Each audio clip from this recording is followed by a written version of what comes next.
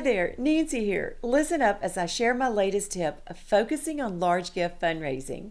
Is I think as people do get older, they start to realize what's important in life. I think it's just part of maturing. Is right out of college, we've got to find our footing on who we are and what we want to do with our life. And so we're building a family, and everything's focused, and it should be focused on raising our family, making sure we have funds to send them to college, and make ends meet. And so it's certainly understandable. That should be their focus.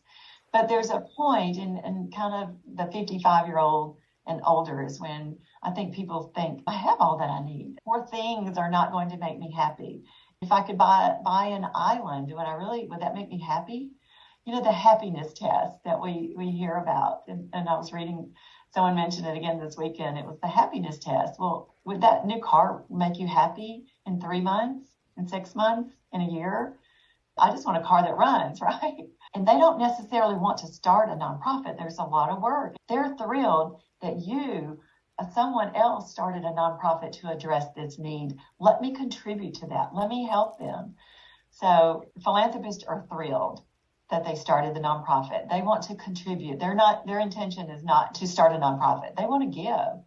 They're thrilled that the nonprofit is there, and it's something that they are very passionate about. Be sure you are signed up to receive my quick tips and strategies each week by clicking the link here. See you next time.